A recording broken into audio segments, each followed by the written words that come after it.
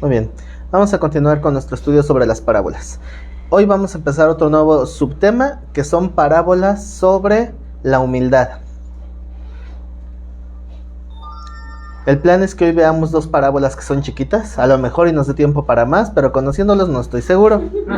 Así que bueno, ¿será? El plan es ver dos parábolas. La primera parábola que vamos a ver es los convidados a las bodas, que está en Lucas 14, 7 al 14. Lucas 14, 7. La parábola de los convidados a las bodas.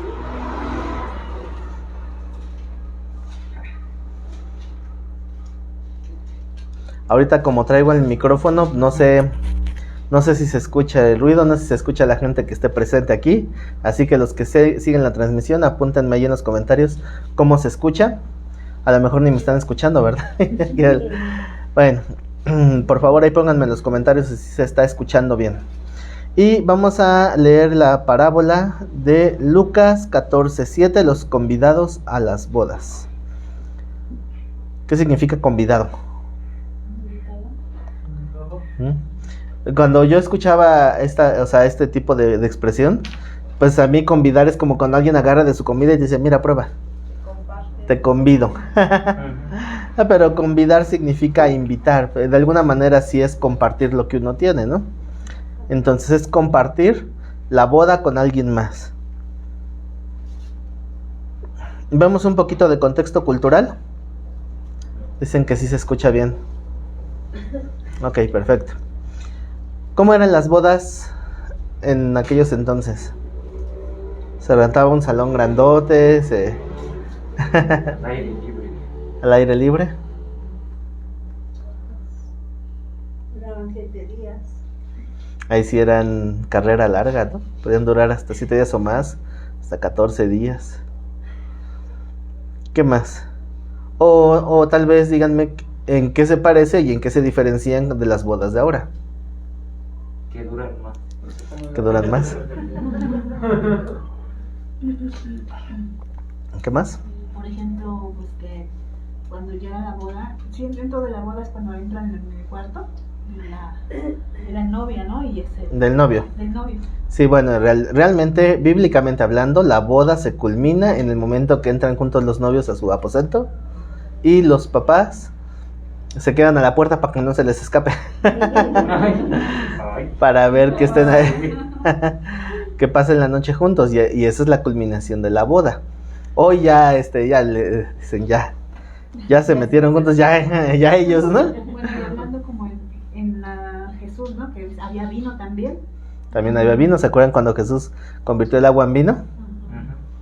Porque pues los que se casan comparten también la comida y obviamente el vino. Pero ¿se acuerdan cuando el Señor Jesús convirtió el agua en vino? ¿Cuál era la opinión del que servía el vino? ¿Qué dijo? Pero es curioso, ¿verdad? Porque dice, normalmente en una boda el que invita saca su mejor vino, pero ya una vez que andan enfiestados, entonces ya saca las chelas. O algo así, ¿no? Pero en este caso dice, tú lo hiciste al revés, decía, ¿no? Porque no sabían que era el agua convertida en vino, porque lo probó y dice, este vino es de mejor calidad. Ahora sí que ya quemó al novio, ¿no? De que metió un vino tal vez no muy bueno, ¿verdad? Saludos desde Reno, Nevada. Saludos, hermanos, qué bueno que están siguiendo la transmisión. Bueno, pues entonces, en esos entonces de las bodas, solamente se hacía la comida como una manera de tener testigos. De hecho, pues apenas el sábado pasado tuve la bendición de ministrar una boda. Y pues bueno, llega la gente y empiezan a ocupar sus lugares y todos a la expectativa. Muchos no sabían ni cómo iba a ser la boda ni nada. Entonces hago lo que siempre hago, ¿verdad? Fastidiar preguntando. Así que se empezaba a preguntar ahí en la boda, ¿para quién es este evento? Dice, no, esto es para nuestros invitados. No, esto es para los novios. Digo, pues, ¿qué creen? Ni es para los invitados ni es para los novios, ¿verdad? Es para Dios.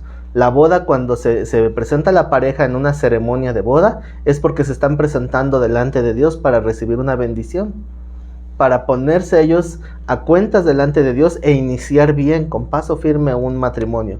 Y sin embargo, los demás que están ahí son testigos de ello, se invitan para ser testigos. Entonces, por eso siempre hay invitados en una boda, porque tiene que haber testigos. En aquellos entonces tal vez no era tanto la boda, o sea, en el sentido del ritualismo, o sea, de una ceremonia. Tal vez llegaba el rabino, los bendecía, pero en sí ya vimos de qué habla la boda. La fiesta en como tal que se hacía en aquellos entonces era para que hubiera testigos y la comunidad supiera que ya eran un matrimonio. Entonces, las mesas de aquellos entonces eran en forma de herradura, si las han visto. Esas mesas tienen un orden jerárquico. ¿Quién se sienta en la cabecera derecha? Bueno, no hablamos de la última cena, ¿verdad? Hablamos de una boda.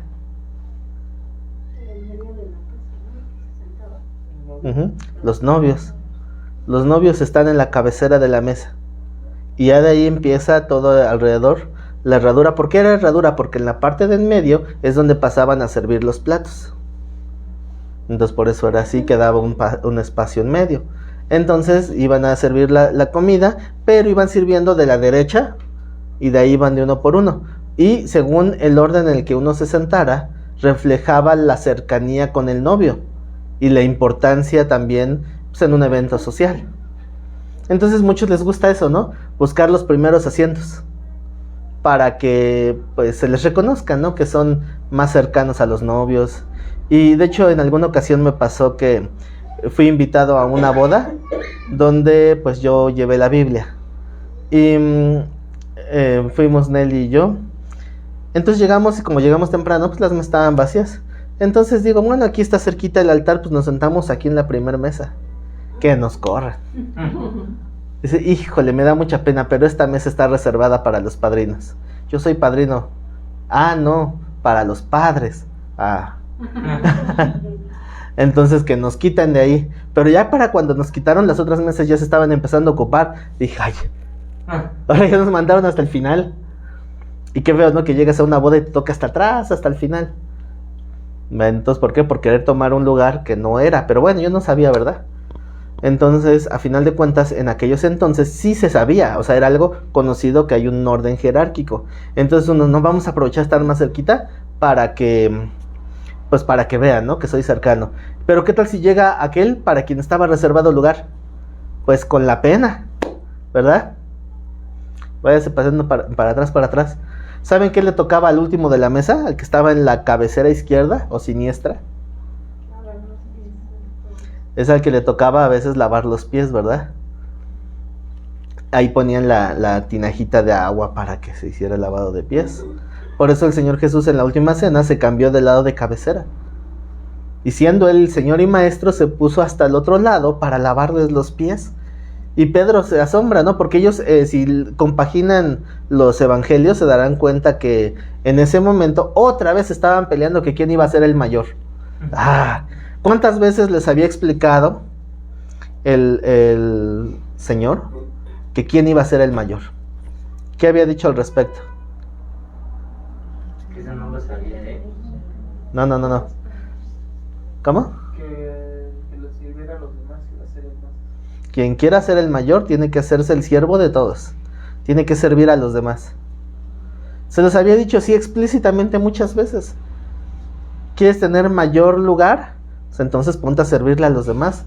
Y como no entendían el concepto, en la última cena, por eso el Señor se va hasta el otro lado y empieza a lavarle los pies a los discípulos. Dice Pedro, ¿cómo tú siendo Señor y Maestro me lavas los pies a mí? Digo, pues para que veas el ejemplo, para que hagas lo mismo.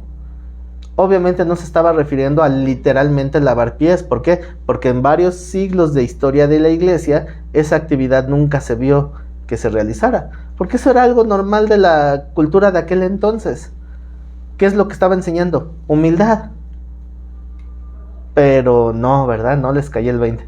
Por eso hoy en muchas iglesias dicen, vamos a hacer lavado de pies. Y luego hasta de una forma muy antihigiénica, porque con la misma toallita con la que le secan los pies a uno, se lo secan al otro y todos compartiendo sus champiñoncitos. Entonces no es muy correcto. Me acordaba de una ocasión donde en un evento de pastores están ahí jugando, ya se les he platicado, ¿no? Estaban jugando fútbol en un receso. Y entonces un pastor se avienta una barrida y ¡paz! Tumba al otro. Y entonces se levanta y dice, ahora sí vas a ver, y lo quiere golpear. Y todos llegan y los detienen. Y después dice, si eres pastor, dice, sí, pero también soy hombre. Como que si eso significara otra cosa. Entonces ya lo frenan, ya recapacita, llega, perdón hermano, no, es que pues me dejé llevar por la carne, pero oren por mí. Sí hermano, ya no pasa nada, está bien. Tráiganme la tina, ahorita les voy a lavar los pies a todos. Hermano, no es necesario. No, pero es que yo tengo que ser obediente. Solo cambia. O sea, nada más cambia y con eso estamos bien. Controla tu ímpetu. No tienes que venir a lavarle los pies a todos. ¿Verdad? ¿Por qué? Porque ese era el ejemplo. Pero bueno, en el caso de la última cena donde el Señor Jesús le lavó los pies a todos, fue para darles una muestra de humildad y de servicio a los demás. Pero los discípulos siempre estaban ahí. ¿Por qué? Porque es algo bien marcado. Si hasta la fecha sigue habiendo ese deseo de poder, de jerarquía. ¿Cuál es la jerarquía mayor en la iglesia? ¿Y la inferior? Solamente hay dos, ¿verdad? Cristo y la iglesia. ¿Que hay diferentes tipos de autoridad? Sí. Pastores, apóstoles, profetas, evangelistas, maestros. Pero son diferentes tipos de autoridad, pero no jerarquías. Porque jerarquía refleja importancia. Por eso el Señor le decía a sus discípulos, oyen que los fariseos les gustan que les llamen rabí, porque el término rabí conlleva un estatus. Ustedes no busquen eso, que no les llamen rabí, porque solamente tenemos un maestro, que es Cristo. Y añade, ¿verdad? Y tampoco le llamen Padre nuestro a nadie en la tierra. Se sobreentiende que no se refiere al papá en la carne, ¿verdad? O sea, al papá en lo natural, pues obviamente es nuestro padre. Pero hablamos de paternidad espiritual. El Señor es muy explícito. A nadie en la tierra le llames padre espiritual. Porque solamente tienen un padre espiritual. ¿Cuál es? Cristo. El Padre, el que está en los cielos. Dice así que solamente tenemos un padre y tenemos un maestro. Dice, ¿y todos los demás? Parejos, hermanos, todos hermanos. Así que no tendría por qué haber una jactancia. Incluso si ustedes leen las cartas de Pedro, ¿se acuerdan que en una ocasión dice, escribo a los ancianos de la iglesia, yo anciano también con ellos, que gobernéis a la grey, pero no como quien tiene señorío, sino por amor, con ánimo pronto. Es decir, que no impongan como si fuera una autoridad, sino con amor de servicio. Ya que los hermanos se tienen que someter a la autoridad, bueno, es por parte de la guianza espiritual, pero no por jerarquía. Y pues bueno, así es como pues algunos tienen esa idea de repente de que tiene que haber jerarquías, ¿no? Saludos a Zacatlán, nos están viendo en Zacatlán. De las manzanas. Zacatlán de las manzanas. Saludos, ahí me guardan unas manzanitas. Y pues bueno, entonces ya tenemos un poquito de contexto cultural. Oiga, pues para los días no importaba. ¿Cómo? O sea, la duración de la boda.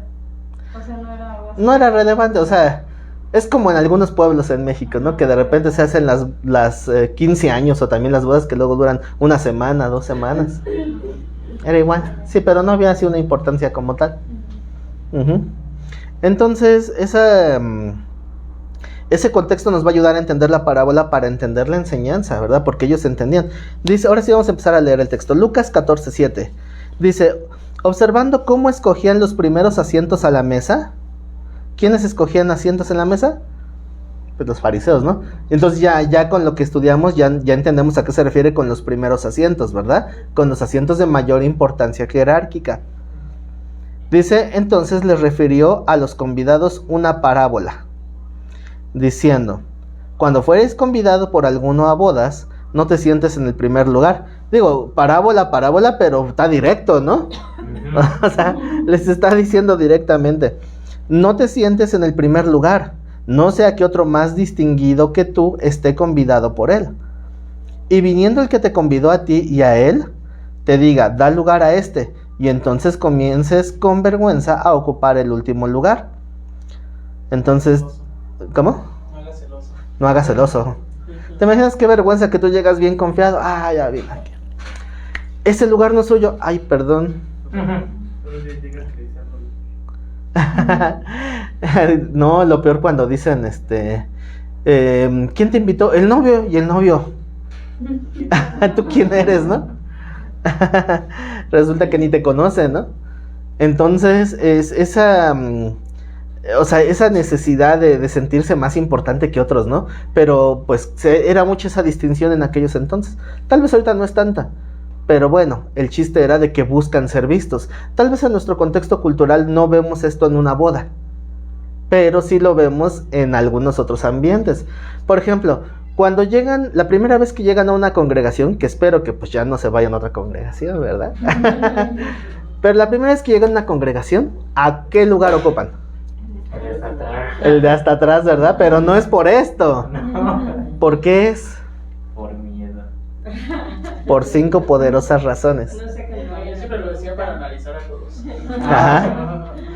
Yo he escuchado, a mí me gusta a veces preguntarles por qué eligen el lugar que eligen. Y muchos sí me han dicho, bueno, es que yo me siento hasta atrás en el último lugar para que no me vean. Otros dicen, pues la verdad es que para que no me digan nada, para que no me pregunten. Sí. Sobre todo si me conocen. Que siempre estoy preguntando. Luego nadie quiere estar hasta el frente. En la congregación donde estaba antes, hacíamos de que acomodábamos las sillas, dejando las 2 primeras filas, o sea, sin asientos. Y acomodábamos las sillas, como si acomodáramos más atrás todo. Entonces se empezaban a sentar ahí, se empezaban a sentar. Y ya cuando se llenaban esas filas, empezábamos a poner sillas al frente. Entonces los que llegaban más tarde, no adelante. les tocaba en el mero frente. Pero a veces hay quien sí tiene esa idea de relucir, de que llegan y se sientan al frente. Tampoco digo que esté mal, si no van a empezar a decir, uy, ya me está juzgando. No estoy diciendo que esté mal, pero cada quien tiene que juzgar su propio corazón, porque hay gente que sí busca ser visto, ¿no? Hay gente que sí busca resaltar de los demás. Entonces a veces es bueno comentar o compartir algo, pero no si tu intención es darte a lucir, para que vean que yo sí sé Biblia, para que vean que yo sí estudio, ¿no? O sea, está bien comentar, pero yo creo que sí se alcanza a notar un poco esa actitud, ¿no? Cuando alguien habla así con cierta jactancia, y cuando alguien sí está hablando porque quiere edificarse. Entonces no empiezan a sacar juicios, porque si no van a decir, hablo, no, entonces no hablo, o entonces ¿qué? No se trata de eso, se trata de que cada quien juzgue su corazón, porque hace lo que hace. Entonces resultó que en alguna ocasión, cuando en otro lugar donde nos reuníamos antes, teníamos la hilera de sillas y poníamos unas sillas a un lado. Entonces unas personas se empezaron a sentar en esas sillitas de lado y empezaron a murmurar por qué ellos se sientan al lado del pastor. O sea, ay, por favor, como si eso hiciera diferencia. Bueno, siéntate tú acá. Ay, no quiero que me vean. Entonces, ¿qué te molesta? Hasta lo que no comen les hace daño a algunos. ¿Verdad? ¿Pero por qué? Porque están pensando en que los lugares tienen importancia. Ajá. También no sé si les platiqué, pero en una ocasión que me invitaron a predicar a una iglesia, tenían su altar, ¿no? ¿Cómo se dice? Sí le dicen altar, ¿no? Ajá, o sea, un desnivel, dejémoslo así. Entonces tenían arriba el púlpito. Cuando me dicen que pase a predicar, pues yo voy bien tranquilamente a subirme ahí y que corren y que gritan así, pero hagan de cuenta que voy caminando la congregación a mi espalda y de repente empiezo a escuchar, ¡no! ¡Ay! ¿Qué? Y yo, ¿qué? ¿Qué pasó? Y corren, no se puede subir ahí. Y arriba de ese lugar al fondo había una hilera de sillas. Se me hizo muy raro que hubiera una hilera de sillas allá atrás. Entonces dije, ¿y dónde voy a predicar? No, desde aquí abajo. Es que ese es el lugar santísimo. Mira. Y yo pensé que el velo se había roto, pues por eso no vi. Ya no había velo.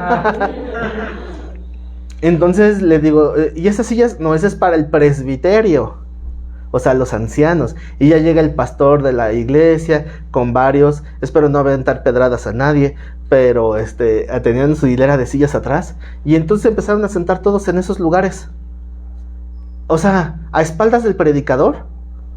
Ni siquiera veo si se duermen. Pues aquí sí los veo, ¿verdad? Sí se duermen. Ajá. Pero como un lugar privilegiado.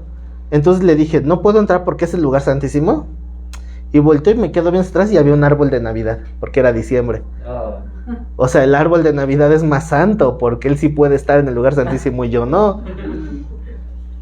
Entonces como que hay una lógica medio rara ahí, ¿no? Pero bueno, obviamente no me iba a poner a discutir con ellos. Está bien, mientras me dejen predicar, pues yo predico.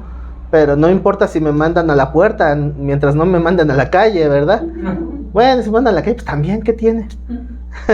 Pero si me salen a la calle y después me cierran la puerta,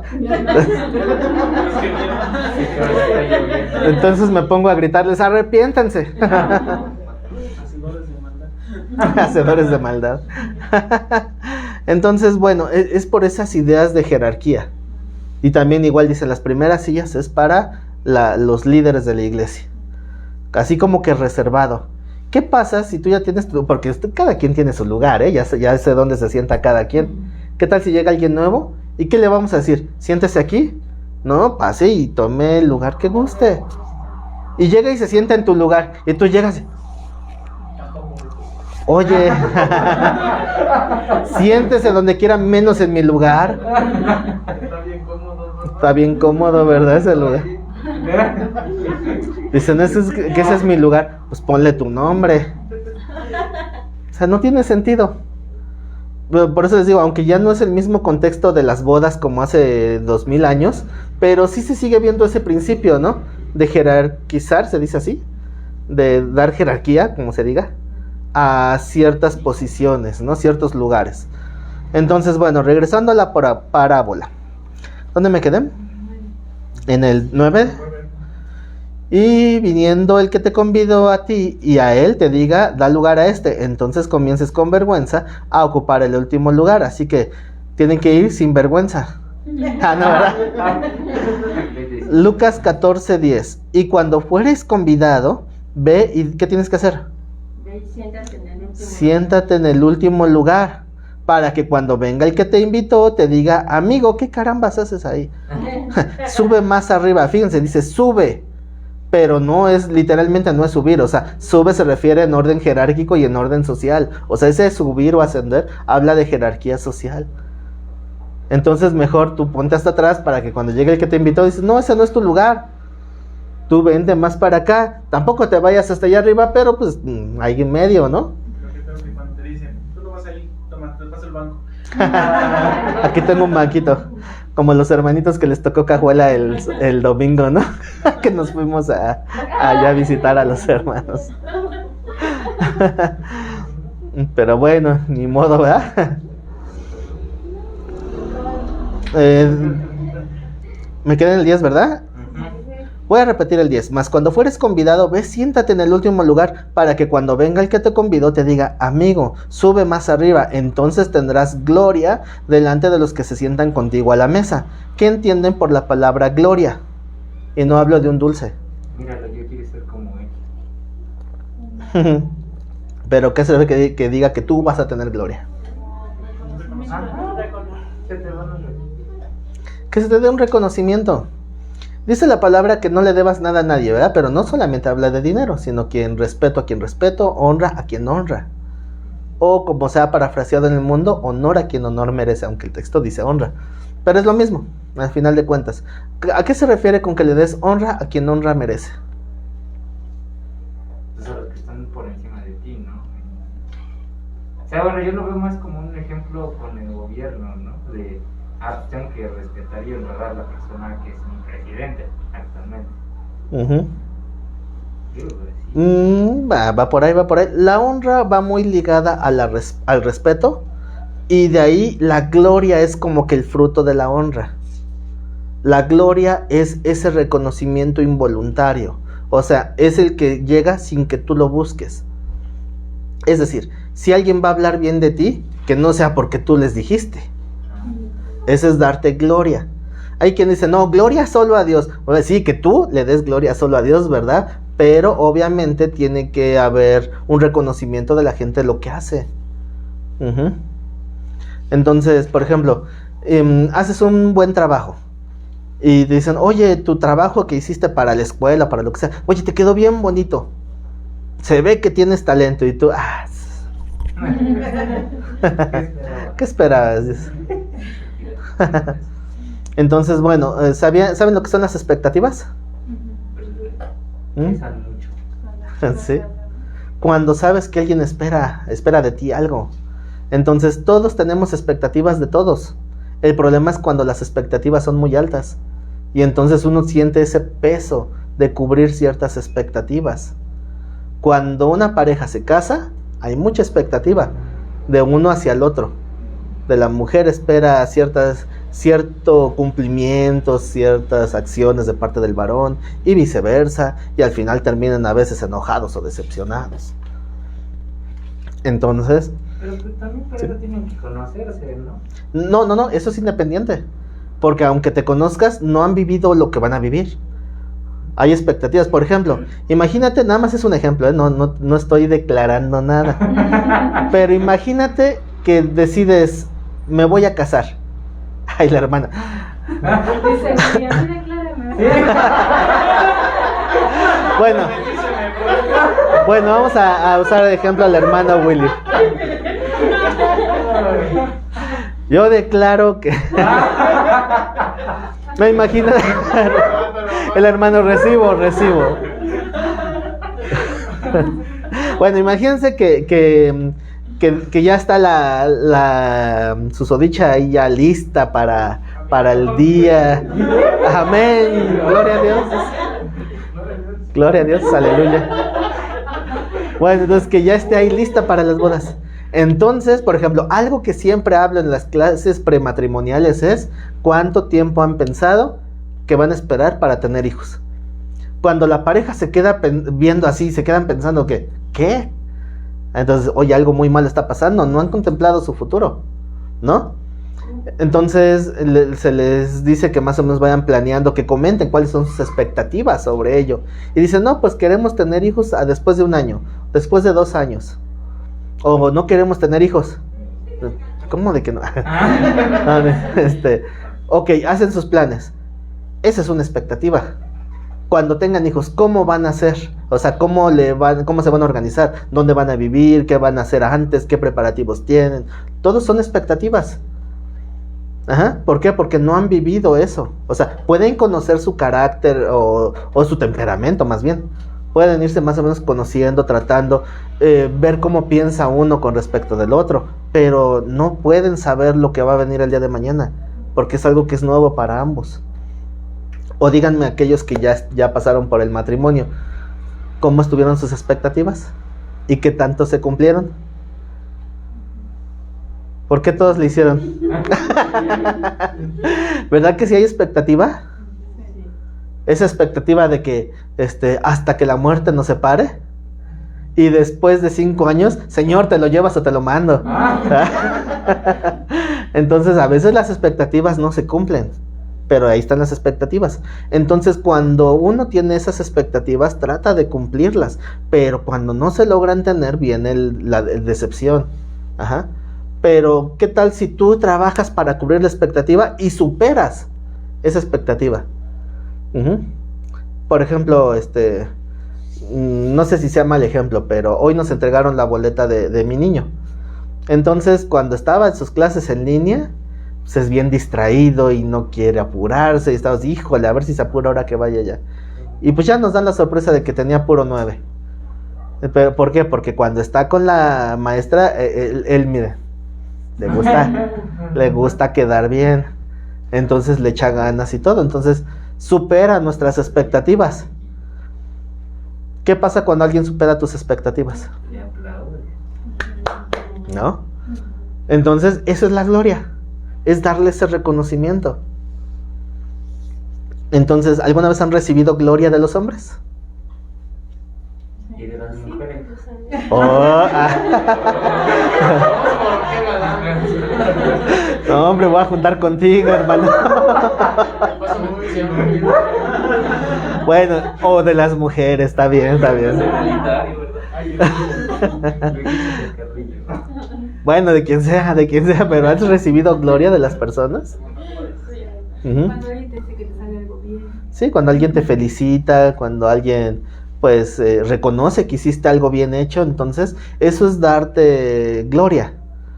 Pero A la que hizo los guisados allá a la hermana que preparó en el aniversario, digo, si no se alcanza a escuchar ahí en la transmisión, dice la hermana que preparó la comida el domingo allá en el aniversario, una delicia de comida. Sí, pero bueno, yo ya he conocido el trabajo de esta hermana y no, siempre cocina delicioso. Ese es su don. ¿Por qué creen que cuando llevan a vender comida a la iglesia le llaman talento? Ese es su talento, ¿no? Entonces, pero qué diferente es que alguien lo vea y te lo diga, o que tú digas, oye, ¿verdad que estaba bien deliciosa mi comida? Y los demás, sí, ¿no? Qué diferente, ¿no? O que dicen, es que ¿a poco no, lo hice muy bien porque yo hice esto, hice aquello? Y se empieza uno a exaltar de su trabajo. Y la gente, ¿cómo mira a esas personas? O sea, ya bájale, ¿no? Porque luego se nota cuando alguien se quiere autoexaltar. Y a veces deseamos que se nos dé esa gloria. Y pues luego es feo cuando pues no resulta, ¿no? Me acuerdo también que una vez en la universidad nos pidieron un trabajo, nos encomendaron hacer un calendario, pero que fuera temático a un cliente ficticio. Como yo estudié publicidad y eso, entonces según yo iba a hacer un calendario para un taller mecánico, y hacer un calendario elegante para un taller mecánico, porque en los talleres mecánicos se tiene como que un prejuicio, ¿no? No, pues fácil, ¿verdad? Ya saben qué tipo de calendarios hay. No, pero tiene que ser un calendario ejecutivo, algo elegante. Entonces dije, híjole, ¿y ahora cómo le hago? Y ahí más o menos planeé, ¿no? Hacer una en forma de un velocímetro y el logotipo en medio. Entonces a la mera hora ya no pude hacerlo como lo tenía pensado. Terminé haciendo como si fuera como un servilletero más o menos de cristal con el logotipo grabado. Y las hojitas con la forma del velocímetro. Y en iba marcando los 30 días del mes. Iban cambiando la tarjetita. Entonces dije, bueno, me gustó. Quedó bonito. Entonces dije, bueno, pues ya, ¿no? Cumplí, quedó bien. Cuando le entrego el trabajo a la maestra, ¿qué creen que me dijo la maestra? Agarra, lo ve. Esperaba más de ti. Hijo. Y hasta la fecha me quedó esa herida. Sí pega bien feo. Porque son las expectativas. Porque cuando alguien te da un reconocimiento de algo, creaste expectativa. No puedes dar menos. Porque al contrario, tienes que superarte. Y lamentablemente porque me dieron en la torre, ¿verdad? Pero yo creé expectativas en la escuela. No es por presumir, ¿verdad? No está mal que hable de mí mismo, pero es solamente un ejemplo. Entonces, uno nunca debe de hablar de sus logros. Uno nunca debe de hablar de sus virtudes y de sus talentos. Es mejor que los demás hablen de tus virtudes y de tus talentos. Pero no que hablen de todas tus fechorías, ¿verdad? Que tu fama sea al contrario mala, obviamente eso no. Pero si alguien va a hablar bien de ti, que sea porque nació de ellos y no que tú estés buscando el reconocimiento. Este es el centro de esta parábola. Que nosotros mejor nos menospreciemos para que la gente cuando te valore, sean ellos los que te den esa gloria, o sea, ese enaltecimiento. Ellos te digan, no, tú no vas ahí, tú vas más para acá, tú vas más cerquita. ¿No sería más bonito? Que la gente te diga, no, tú no vas ahí, tú vas para acá. Entonces, a veces cuando he ido a predicar a otros lados, luego dicen, ya cuando acaba la exposición que a veces doy, luego les digo, ¿alguna pregunta? Y de repente levantan la mano, y me ha pasado en más de una ocasión. Y les digo, a ver, sí, ¿cuál es la pregunta? Dice, ¿cómo te llamas? Ups. Yo llegué y empecé a hablar, y no saben ni quién soy yo. Digo, bueno, es que no me importa que sepan quién soy, lo que importa es que conozcan el tema, ¿no? También en una ocasión en una iglesia que estuve así de invitado también, yo veía que el pastor lo dejaban solo. Y la iglesia no, como que la veía muy pasiva. Y el pastor así, bien movido de aquí para allá y haciendo y quitando, solo. No, entonces cuando estaba yo ahí estaba predicando de ese tema, yo no lo había planeado así, pero estaba el tema. Entonces que les empiezo a decir, hermanos, tienen que apoyar a su pastor. La iglesia no es del pastor, la iglesia es de todos. Ya les di una buena regañiza. Y nomás veía a los hermanos de abajo, el pastor de la iglesia y otros hermanos se quedaban así, como que se van a enojar. Ya cuando me bajo de allá arriba del púlpito, me dicen los hermanos, oye hermano, los demás hermanos que fueron conmigo, dicen, estábamos notando ese mismo problema y lo estábamos hablando con el pastor. Oye, tenemos que decirles algo, exhortarlos, y no sabíamos cómo. Dice, no, pero es que se vayan a lastimar o se vayan a herir. No, pero nos ganaste, ya empezaste a decirles de cosas. Y dice, y si se enojan, le digo, por eso lo dije yo y no tú, le digo al pastor de ahí de la iglesia, porque si tú los hieres, o sea, se sienten lastimados, no van a estar a gusto, pero si yo los hiero, yo ya me voy. O sea, prefiero que se enojen conmigo y no contigo. Pero ahora sí, como el pollito, se tenía que decir y se dijo. Y aparte no lo toman personal, porque ustedes ni los conocen. Y no es personal, ¿no? Al final tienen que darse cuenta que no es nada personal. Pero o sea, gracias a Dios nadie lo tomó a mal, nadie se sintió ofendido. Y sí reconocieron que le estaban dejando al pastor toda la carga. Pero digo, yo puedo hablar, tengo esa libertad. Si a mí me invitan ya no me van a invitar a ningún lugar. Oyendo esto menos me van a invitar. Pero tengo esa libertad. Puedo ser más directo y más tajante en otras congregaciones. Porque si se llegan a incomodar conmigo, pues le dicen a su pastor que no me vuelve a invitar y ya. Allá él sí no me invita.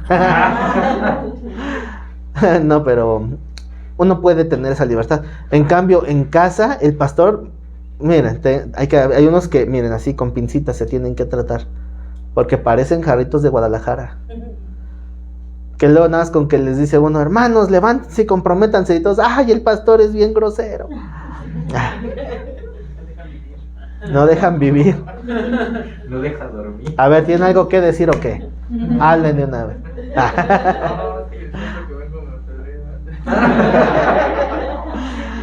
Bueno, ya si alguien se siente agredido, pues ya. Entonces, seguimos con la lectura.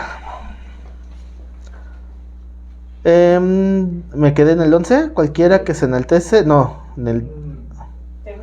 terminé el 10, ¿verdad? El 11.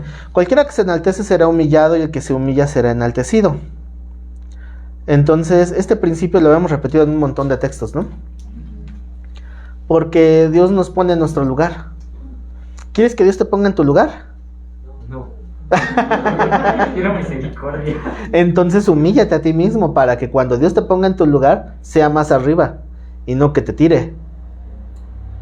Esa es la mejor manera. Porque el que se enaltece, Dios le va a decir, a ver, bájale 2 rayitas. Porque hay unos que se sienten casi la reencarnación de Pablo, ¿eh? Se sienten el Elías que había de venir, que ya está bien y ni cuenta se dieron. Pero hay unos que tienen una jactancia tan grande que luego quieren hablar como si de veras fueran los grandes teólogos y no disciernen ni Juan 3:16. Pero y se quieren enaltecer mucho. ¿Y Dios qué hace? Los termina humillando. Espero que no les pase. Y si ya les pasó, pues que hayan aprendido. Pero mejor que no les pase. Mejor nosotros nos tenemos que humillar. Por eso a veces les pregunto, de 0 a 100, ¿cuánto conocimiento bíblico tienen? Entonces, si alguien dice 90, de 90 para arriba, esa es una completa ignorancia. No tienen ni idea. Si alguien dice 0, no, esa es una falsa humildad. Porque luego también se tiran para que los levanten. O sea, no se refiere a esa exageración, ¿no? 0.5. Fíjense que esta pregunta, mientras más avanza el tiempo y más avanza su conocimiento, pareciera que el número va en retroceso. O sea, que estás desaprendiendo, ¿o cómo? Es que cuando entiendes algo te das cuenta que te faltan muchas más cosas. Es que empiezas a abrir los ojos más y a ver con más claridad y dices, creo que lo que sabía era nada a comparación con lo que me falta por saber. ¿Sabes cuántos años necesitas para estudiar toda la Biblia? Toda la vida no te alcanza. Si alguien se atreve a decir, yo ya me sé la Biblia, esa es la evidencia de que no sabe nada. Son a los que Dios primero tira. Entonces, pon tú que ya me aprendí Juan 3:16. Ya se aprendieron Juan 3:17. Ahora vamos con el 18. O sea, me refiero a que vamos creciendo. ¿Eh? Y así hasta Apocalipsis. Hasta Apocalipsis. Y cuando lleguen a Apocalipsis se regresan a Génesis. Si no se aprenden las genealogías no hay problema, no pasa nada. Esas se las pueden brincar si quieren. Excepto la de Jabes, porque eso sí es pecado. No es mentira. Entonces, nosotros vamos abriendo los ojos. ¿Qué pasó? Estaba preocupando. ¿Por las genealogías o por la genealogía de Jabes? Sí saben quién es Jabes, ¿verdad? Sí. ¿No? Es un personaje que está ahí en el libro de números o crónicas, no recuerdo. Creo que está en el libro de crónicas. El caso es que este personaje solamente se menciona en un texto nada más. Hay otro Jabes, pero nada que ver. Entonces, ese personaje solamente se menciona por su oración. Sobresalió por una oración muy sencillita que hizo. Oh Señor, si tú me bendijeres y ensanchares mi territorio y me guardares del mal para que ninguna cosa mala me tocare. Y entonces Dios le concedió lo que pidió. Y por eso pasó a la historia, por esa oración. Hay libros completos de esa oración nada más. Pero no me desvío del tema, regresamos. No vamos a hablar de Jabes ni de su oración. Estamos hablando de humildad. ¿Eh? La humildad de Jabes. ¿Ya se sintieron Jabes? Entonces, así como Jabes, cuando vamos aprendiendo de Dios nos damos cuenta que nuestro conocimiento es cada vez menor, no porque aprendamos menos, sino porque nos damos cuenta de que nos faltaba aprender más. Entonces, nunca se sientan demasiado seguros. Acuérdense que dice la Escritura, el que cree estar firme, mire que no caiga. Otro texto, el que cree que sabe algo, no lo sabe como debiera saberlo. Así que si tú dices, yo ya me sé la cristología de principio a fin, porque aprendiste qué significa la kenosis, no cantes victoria, ¿no? Porque eso no es toda la doctrina. En el mundo dicen, yo solo sé que no sé nada. Sí, yo solo sé que no he cenado. Bueno, entonces regresemos al texto. ¿En cuál me quedé? En que será el 11. Cualquiera que se enaltece será humillado y el que se humilla será enaltecido. Dijo también al que le había convidado, cuando hagas comida o cena no llames a tus amigos, ni a tus hermanos, ni a tus parientes, ni a vecinos ricos. A decir, híjole, ¿para qué invité al Señor? Dice, ni a vecinos, no sea que ellos a su vez te vuelvan a convidar y seas recompensado. O sea, que no es bueno que reciba la reciprocidad de los amigos. Sí, pero que no sea como un pago, ¿no? Sí, que no estén buscando el pago. O sea, que tiene mayor bendición o mayor gracia de parte de Dios el hecho de que tú hagas el bien a aquellos que no te pueden recompensar. Porque hay quienes buscan precisamente para ser recompensados. ¿Se acuerdan de un personaje bíblico llamado Simón, pero no Pedro? Ni Simón el mago, ni Simón el celote. Es que hay un montón de Simones. Pero había un fariseo llamado Simón que una vez invitó a comer al Señor Jesús. Donde llegó aquella mujer así llorando a sus pies y con sus cabellos le lavaba los pies. ¿Se acuerdan de esa historia? Bueno, el que lo invitó en esa ocasión se llamaba Simón. Entonces le decía Rabí, pero en su mente, cuando que estaba aquella mujer a sus pies, ¿se acuerdan qué es lo que pensó? Si supiera lo que... Antes, en esa misma frase. Si fuera profeta, sabría qué clase de mujer es la que tiene ahí. Entonces, ¿para qué le dice Rabí? Pues por fariseo. Ah, Pues era fariseo. Entonces le dice, bueno, él piensa, ¿no? Si este fuera profeta, sabría qué clase de mujer es la que se está acercando a sus pies. O sea, como que no lo hubiera dejado. Ujú. Entonces la pregunta es, no vamos a escudriñar esa historia ahorita, que es muy bonita, pero lo importante ahorita es, ¿a qué lo invita? Entonces, ¿para qué lo invitó? era una celebridad. Exacto, era la celebridad del momento. Si yo quiero ser cool, tengo que llamar a la persona de moda. ¿Por qué? Porque el rabino de Nazaret vino a cenar en mi casa. Yo ni le creo, pero pues es la moda. Ujú. ¿Cuándo se pasó la moda de Cristo? Cuando lo crucificó. Cuando lo crucificaron. ¿Cuándo regresó la moda de Cristo? 3 días después. No. No. Fue en el tiempo de Constantino. Exacto. Cuando Constantino dijo, la religión oficial de Roma será el cristianismo. Entonces, ¿qué hizo los romanos de Alcurnia? Vámonos a la iglesia cristiana porque eso es lo in. Eso es la moda. Lo fashion. Ujú, lo fashion. Me imaginé a Teo González. El fresa que va a la iglesia. Ah, ¿Se han oído esa? Se las platico cuando no haya cámaras. Va a decir los de allá, y yo qué culpa tengo, ¿no? Bueno, entonces ¿qué? ¿A qué iba? porque ¿por qué lo invitó, no? Lo había invitado. Ah, cierto. En el ejemplo de aquel Simón, ¿verdad? Entonces, ¿para qué lo invitó? Pues porque era solamente la moda. Entonces, cuando es lo que le está exhortando a esta persona que le había invitado a la cena, ¿no? Entonces le está diciendo, cuando invites a alguien, no busques nada más la gente que puede recompensarte, la gente de Alcurnia, ¿no? Sino invita a quienes. A los que no puedan. Ujú.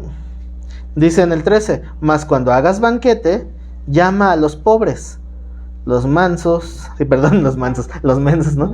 Los mensos que no leen bien, digo, los mancos, los cojos, los ciegos, y serás bienaventurado. ¿Por qué? Porque ellos Sí, porque ellos no te pueden- te pueden. Porque ellos no te pueden recompensar. Pero entonces se quedará uno sin recompensa. No, Pero te será recompensado ¿cuándo? en la resurrección de los En la resurrección de los justos. O sea que aquel justo que también va a resucitar, ahí te lo va a pagar. Te lo paga Dios. Te lo paga Dios. Y Dios da con la mano llena. ¿Se acuerdan la historia del niño de la dulcería? Pues ahí les va. De todos modos. Qué bueno que no me acuerdo. Cuando llega una señora con su niño pequeño a la tienda, y entonces, como ya lo conocía el de la tienda, el niño, le dice al niño, oye, te voy a dejar que agarres, tiene un vitrolero con dulces, mete la mano y saca todos los dulces que tú puedas con tu manita. Entonces el niño se queda viendo y le hace, y la mamá, ándale niño, el señor te está invitando, agarra tus dulces. No. Entonces el de la tienda dice, ay, él mete su mano y le dice, toma niño, ahí está. Y el niño así, ¿no? Y ya sale con su montón de dulces. Y le dice la mamá al niño, ¿por qué no quisiste meter la mano ahí? Pues, ve, mi mano está pequeña, la mano del Señor está más grande. Mejor que me dé él con su mano. Lo mismo aplica en lo espiritual. ¿Por qué? ¿Han oído que muchas veces cuando alguien presta dinero o ayuda a alguien, le dice que Dios te lo pague? Pero muchos se ofenden con esa respuesta. Sí, porque dicen, yo he escuchado gente que ha dicho, no, que Dios no me lo pague, me lo pagas tú, te lo presté a ti. ¿Por qué? Porque sienten que decir Dios te lo pague es como que nadie me lo va a pagar, o sea que Dios no existe, o sea que Dios no recompensa ese esfuerzo. Aquí la Biblia dice que sí, y en muchos otros textos también, dice la palabra que hasta un vasito de agua que tú des en su nombre, Él te lo va a recompensar en aquel día. Por eso no tienes que hacer tu tesoro aquí en la tierra, tienes que hacer tesoro en los cielos. Haces un tesoro en el cielo, significa que Dios es el que te va a pagar. ¿Quién prefieres que te pague? ¿Dios o el prójimo? Dios. Entonces, dale a aquellos que no te pueden pagar, porque Dios es justo. Dios te va a pagar. ¿No es mejor que Dios te pague? Porque Él tiene la mano más grande. Él te puede dar más. Y ese mismo ejemplo a veces lo usamos, o uso mucho este ejemplo del niño, lo uso cuando estudiamos la parábola de los trabajadores de la viña. ¿Se acuerdan? ¿Esa ya la vimos en este curso? Sí, los que fueron a negociar, ¿no? Ajá. Ah, bueno, entonces sí puedo dar un pequeño repaso. Como recordarán, en aquella parábola, el contexto fue porque llegó el joven rico y le dijo: maestro bueno, ¿qué necesito hacer para tener vida eterna? Y le dice: ¿por qué me llamas bueno? Pero bueno, pero bueno. Entonces, ¿cumples la ley? Sí, señor, toda la ley la he cumplido desde mi juventud. Muy bien, te falta una cosa: quita a tu Dios dinero, ponme a mí. Deshazte de tus riquezas y vienes y me sigues. Quitas el estorbo y te vuelves discípulo, parafraseando un poco. ¿Qué hizo el joven rico? Se fue triste. Se fue triste. ¿Y qué dijo Pedro? Señor, se nos van los diezmos. No, ¿verdad? Ese fue Judas. Ese fue Judas. Pero Judas ya... Judas ahí no estaba. O no salió a relucir en ese día. El chiste es que ese día que el joven se fue, el Señor no lo detuvo, ni le rogó, ni le insistió, solo se entristeció. Y uno de los evangelios usa la expresión que Cristo le amó a aquel joven. O sea, ¿qué significa? Que el amor no tiene que ver con rogar y suplicar. El amor tiene que ver con respetar. Tú me preguntaste por la vida eterna, te hace falta seguirme, pero sin ese estorbo de las riquezas. No es igual para todos, porque no todos tienen el estorbo de las riquezas. Él sí. Entonces él no quiso, y el Señor lo respetó y lo dejó ir. Pero al estar Pedro viendo y oyendo eso, él entonces le entró una duda. A ver, Señor, nosotros sí dejamos nuestras redes, nuestras barcas, incluso dice, dejé a mi esposa, pero no porque la haya abandonado, sino porque dejó de vivir para su esposa y vivió para Cristo. O sea, en ese sentido lo dice, dejé a mi esposa, dejé a mis hijos, dejé todo por ti, ¿qué me vas a dar? Ay, imaginan, yo hubiera estado ahí de pura pena ajena con Pedro, ¿eh? Pedro, cállate, ¿cómo le dices eso al maestro? ¿Es que no te basta con la salvación eterna? Pero bueno, le soltó la pregunta, ¿qué me vas a dar? Y dice el Señor, no hay quien haya dejado papá, mamá, mujer, hijos, casa, sus barcas, lo que sea, que no reciba hasta 100 veces más, con persecuciones, y después vida eterna. Pero esa pequeña conversación de Pedro motivó a que se hablara de los trabajadores de la viña. Y entonces dice, a ver, uno llegó y empezó a negociar con él. ¿Cuánto me vas a pagar por trabajar en tu viña? Pues lo correcto es un denario, dame un denario. Ok, te voy a dar tu denario. Los que fue contratando a lo largo del día no negociaron. El Señor llegó y les dijo, ve a trabajar y te daré lo que sea justo. Ok, confío en su justicia del Señor. Bueno, ya está. Bueno, entonces, ¿qué estaba yo diciendo? Lo que había negociado. Ah, cierto. Entonces, los demás no negociaron. El Señor les dijo, les daré lo que sea justo. Entonces llegaron unos a trabajar una sola hora. Y cuando ya van a cobrar su dinero, entonces dice el Señor al mayordomo, págales, pero empieza pagándoles primero a los que llegaron al final. Entonces, pues, ¿qué me va a dar por una hora de trabajo? Palchesco, ¿no? Un popote o no sé. Es una hora de trabajo. ¿Qué me va a dar? Y les paga el día completo. Entonces los que trabajaron todo el día, que entonces imagínate, si los que trabajaron una hora les pagó el día completo, no, pues hoy nos va a ir bien, nosotros aguantamos todo el calor del día. Y llegan con ellos y le da su denario. ¿Qué? ¿Cómo? Y le dice, ¿te estoy perjudicando en algo? Tú fuiste el que negoció conmigo. ¿Esto querías? Esto te doy. Es lo justo, ¿no? ¿Y por qué a los demás les diste lo mismo? ¿Tú me vas a decir qué hacer con mi dinero? Obviamente estoy parafraseando, pero esa es la idea, ¿no? ¿Tienes problema con que yo soy bueno y quiero pagarle a él lo mismo que a ti? ¿Me vas a decir cómo usar mi dinero? Pero nada, tú negociaste. Pensaste tú solo. ¿Eh? Te ahogaste tú solo. Tú solito, ¿eh? Entonces, obviamente esa parábola ya la estudiamos.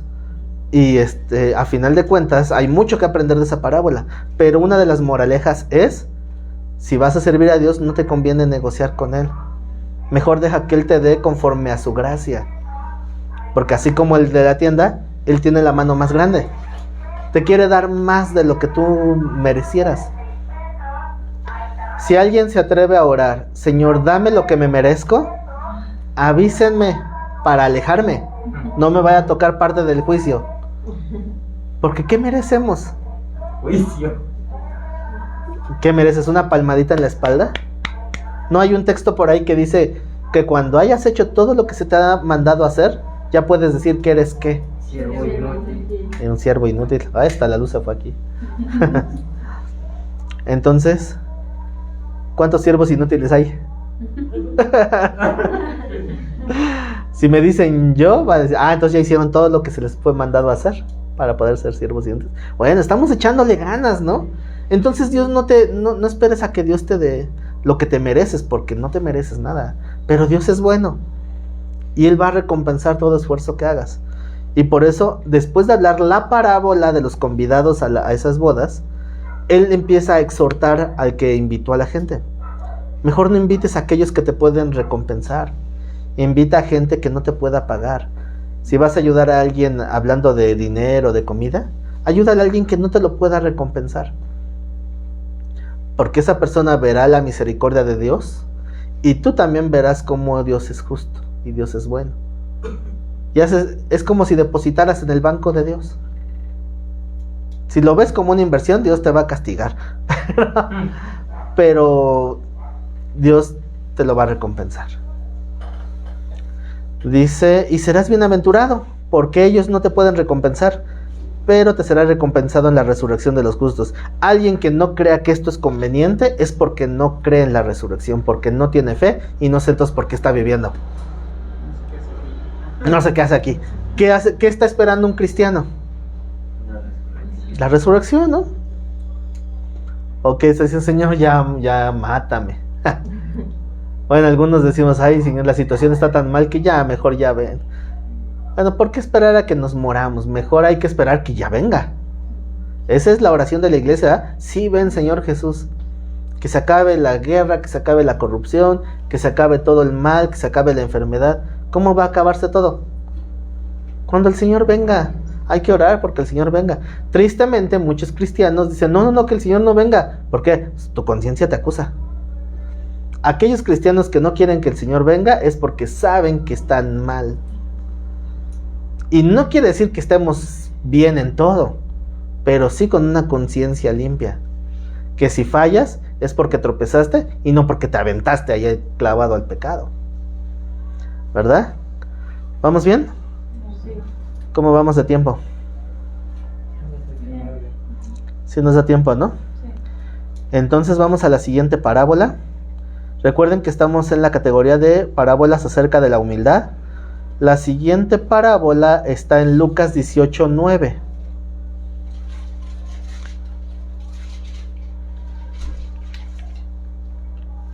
Lucas 18:9.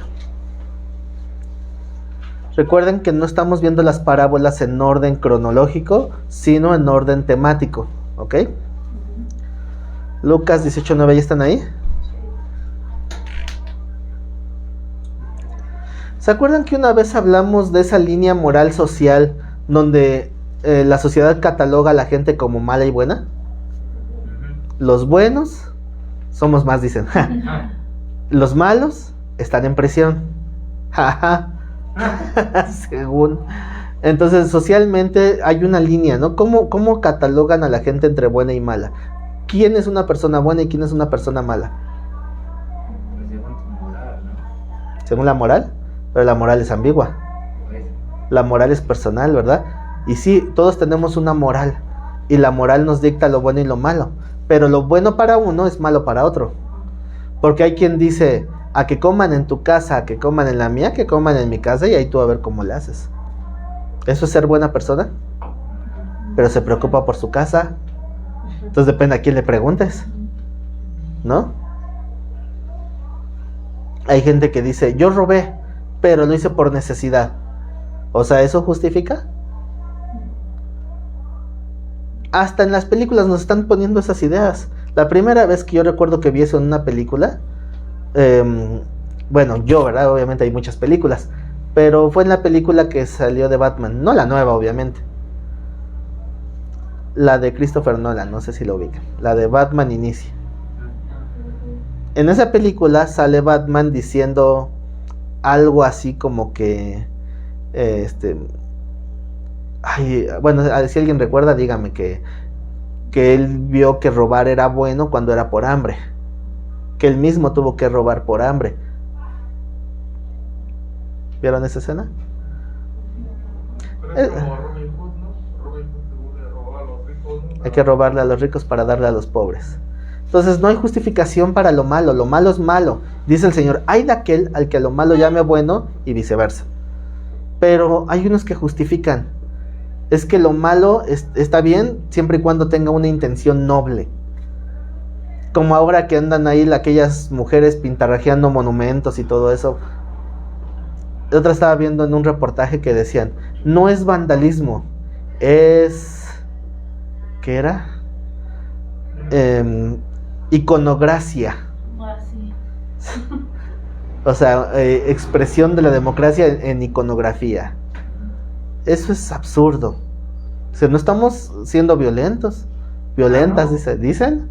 Nada más estamos expresándonos. Por eso no estamos dañando nada, solamente estamos pintando. Es como si eso no fuera a dañar. Pero son sus ideas, o sea, se justifican. También he visto programas donde dicen, es que a eso las han orillado. No es cierto.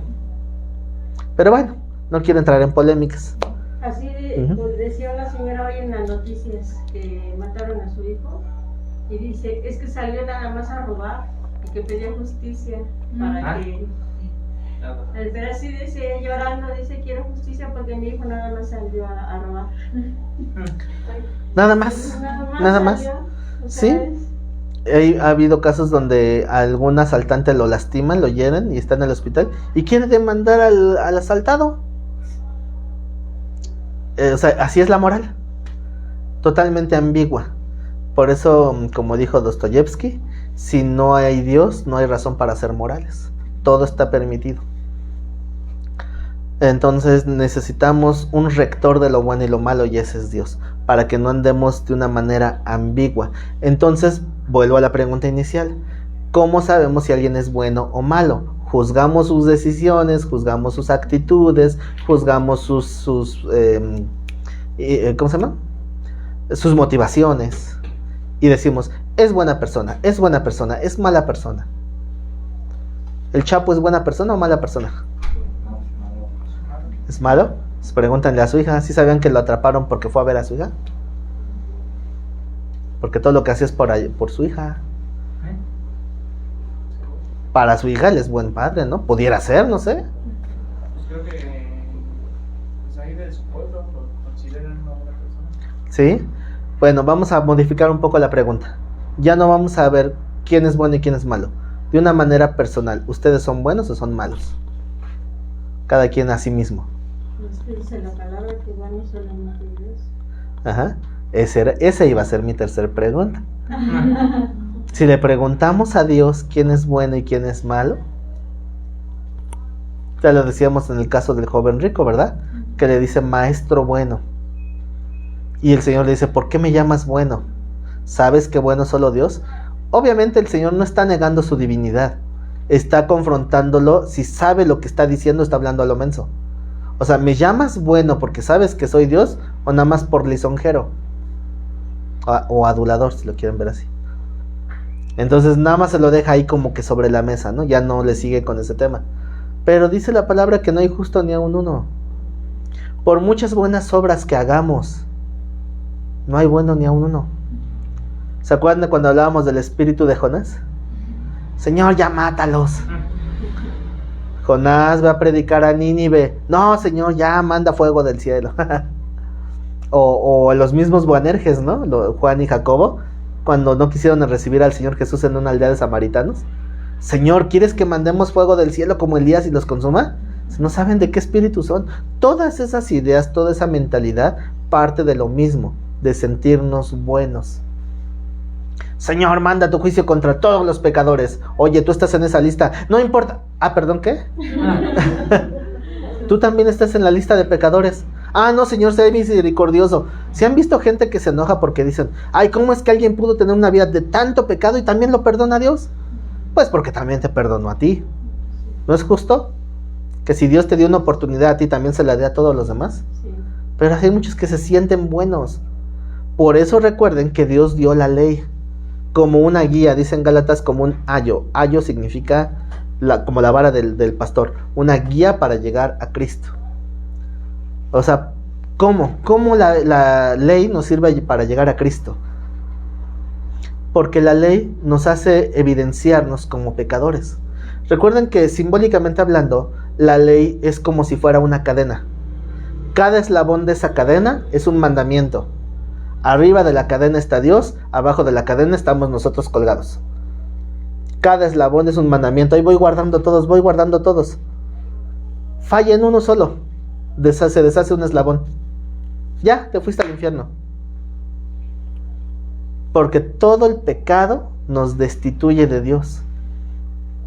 Es que fue una mentirita piadosa. Fue pecado. Estás destituido. La paga del pecado es muerte. ¿Quién puede guardar toda la ley? Exacto. No podemos.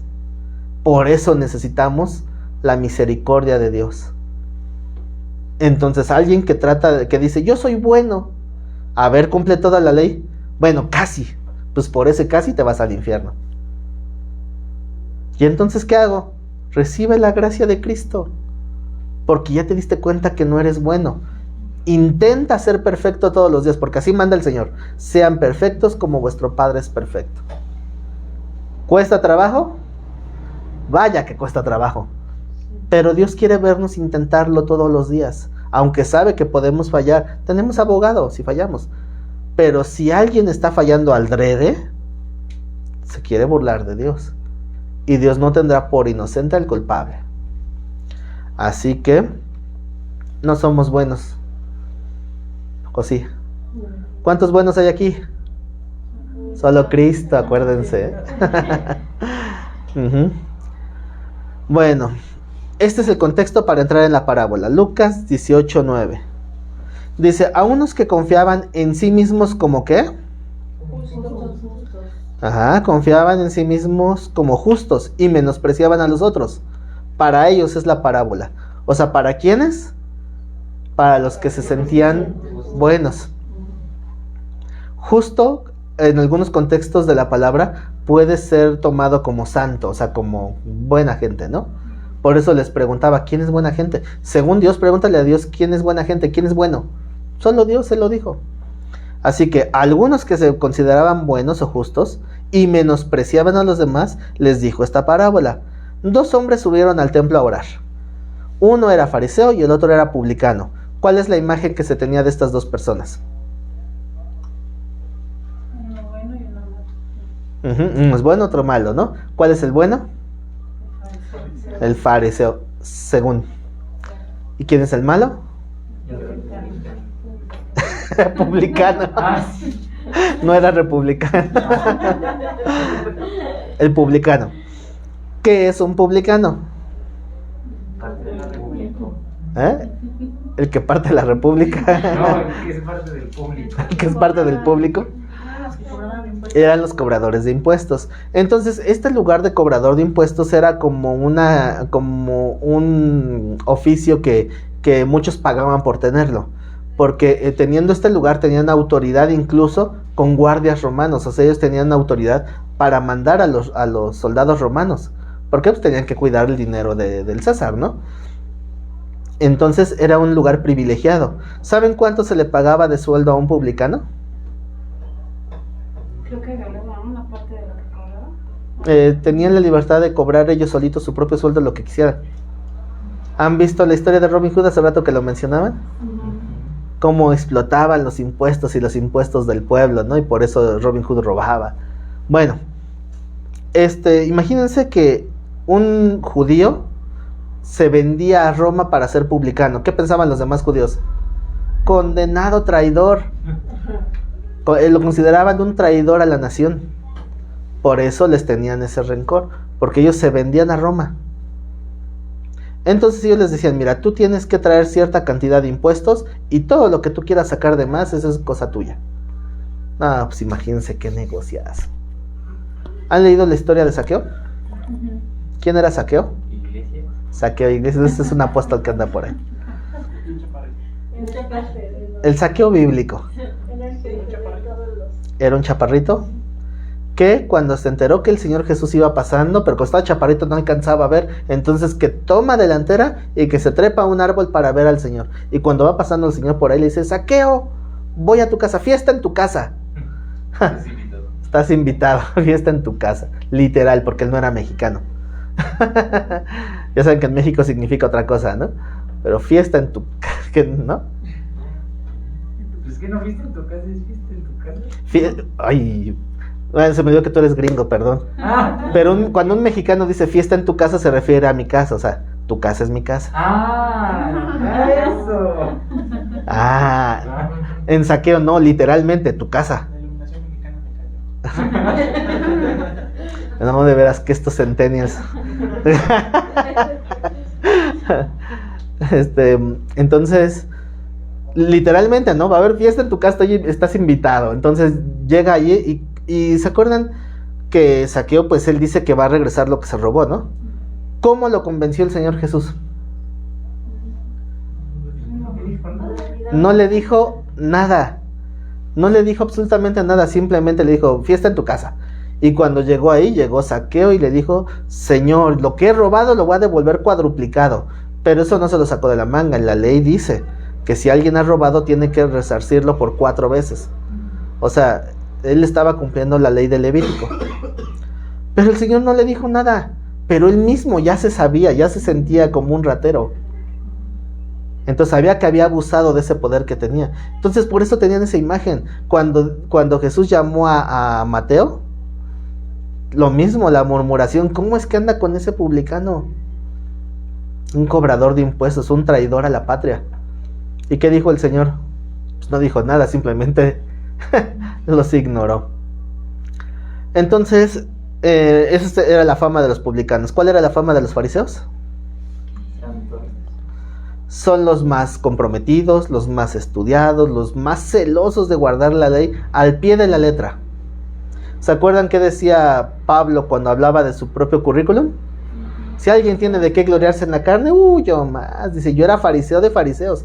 Dice, en cuanto a celo por guardar la ley, pues, imagínense, era fariseo. Así dice Pablo, ¿no? Entonces, vean, o sea, la imagen pública de estos dos personajes. Dice Lucas 18:11. El fariseo puesto en pie oraba ¿con quién? consigo mismo. Esto es importantísimo. ¿Por qué? Porque las palabras que él dice parece que van hacia Dios. ¿Se dan cuenta? Oraba consigo mismo de esta manera: Dios, te doy gracias. O sea, ¿cómo? Parece que le ora a Dios, ¿no? Dice, Dios, te doy gracias. Pero el texto dice que no. Era para consigo mismo. Era para que los demás lo escucharan y dijeran, ay, qué piadoso aquel hermano, ¿verdad? Qué espiritual, porque él se mantiene santo. Ajá. Dice, oraba consigo mismo: Dios, te doy gracias porque no soy como los otros hombres, ladrones, injustos, adúlteros, y ni aun como este publicano. ¿Esa actitud se ve hoy en las iglesias? Tristemente, sí se ve. Bueno, hablo de iglesias de Medio Oriente, aquí no pasa. No, aquí cuando estamos en la adoración, todo el mundo está haciendo su comunión con Dios, ¿verdad? Nadie está viendo qué hace el hermanito. Pero cuentan que allá en algunas iglesias muy muy lejanas, está uno por acá orando y el otro nada más está juzgando. Uy, ya va a empezar. Ese hermano siempre está llorando. ¿Cuántos pecados traerá ahí guardados? Y por otra parte, el que quiere llorar dice, ay, de seguro me van a juzgar. Ay, no llores, no llores, no llores. Y muchos no exponen su corazón delante de Dios porque tienen miedo a que los juzgue el de al lado. Porque tristemente hay muchos que así son.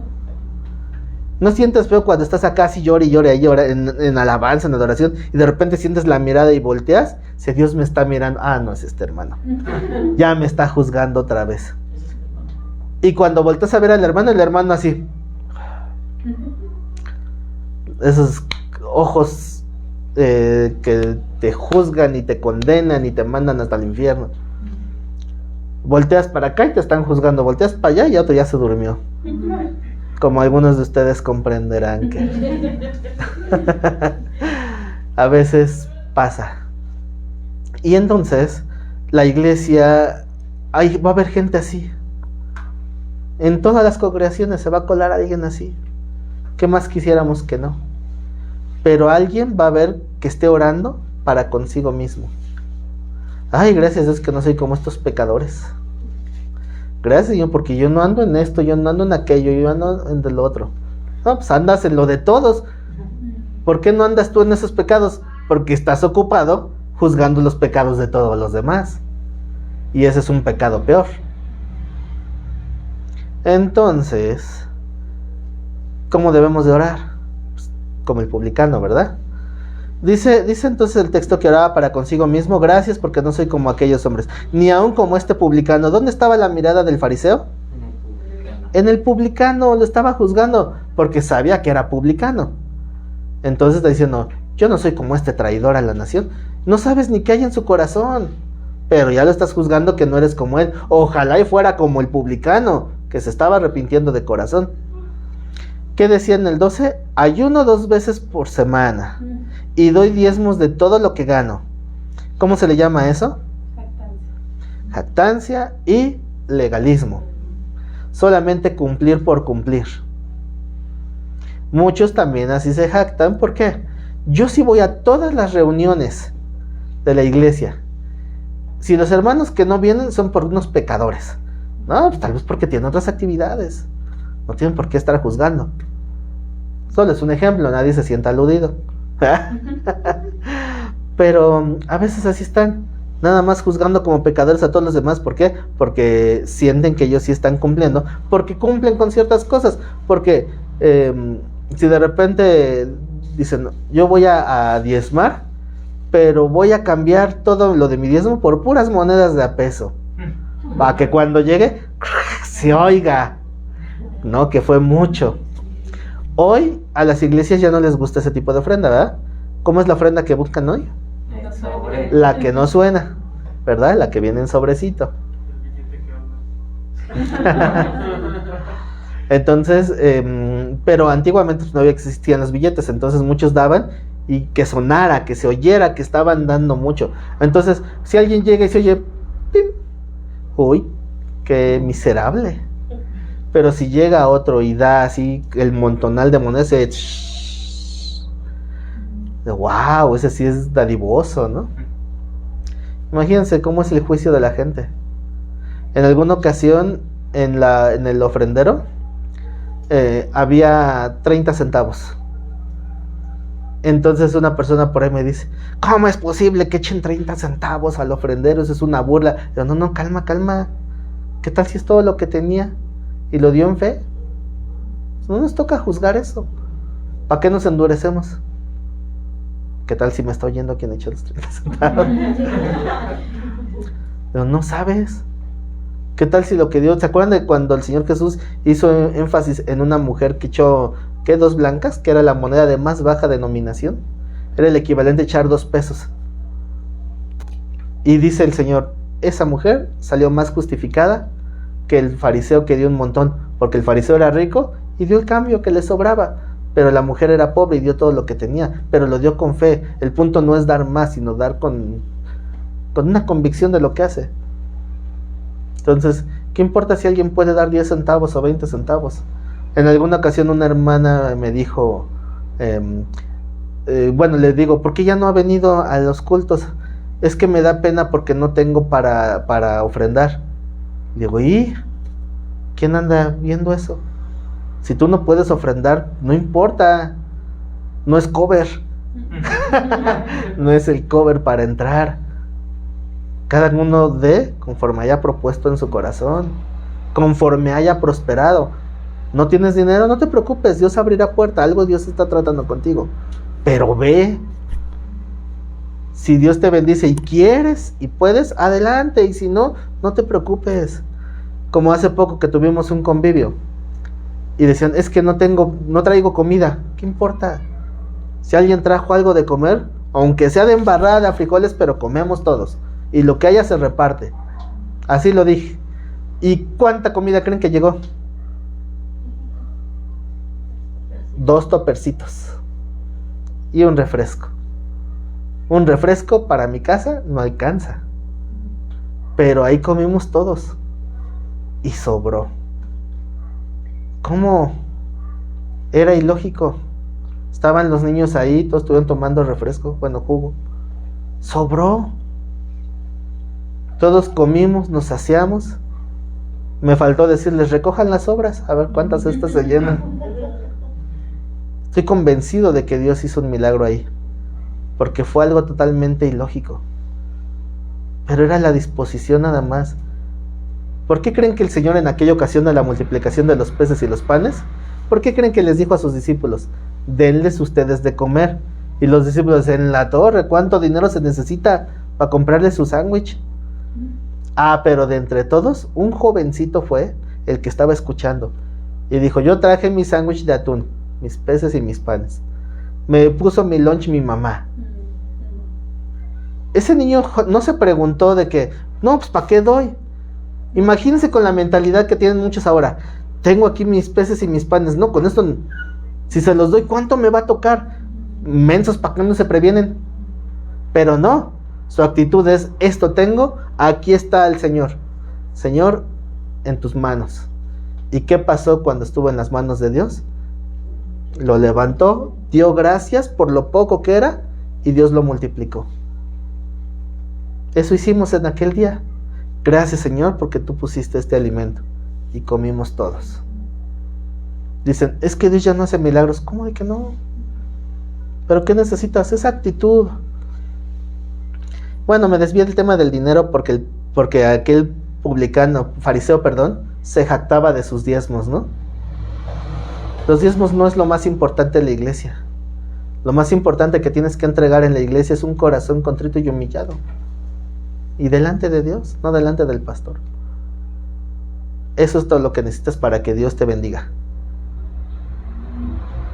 Pero bueno, ahí estaba aquel, ¿no? Yo sí doy mis diezmos de todo. En el 13, más el publicano, estando lejos, no quería ni aún alzar los ojos al cielo. ¿Por qué no quería alzar los ojos al cielo? Pues por vergüenza. ¿Cuál era la reprensión más repetida en contra del pueblo de Israel cuando salieron de Egipto? Va de nuevo. Cuando el pueblo de Israel salió de Egipto al desierto, ¿cuál era la reprensión más continua? Pueblo de dura cerviz. ¿Y qué significa eso? Que no se doblegan, o sea, así altivos, ¿qué? Dobléguense. No, ¿por qué?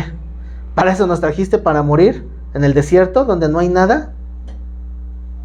Y nos trae aquí a la orilla del mar donde no hay escapatoria. El Señor les muestra cómo abre el mar. Ah, bueno, ya nos abrió el mar, está bien. Pasamos del otro lado, nos vamos a morir de sed.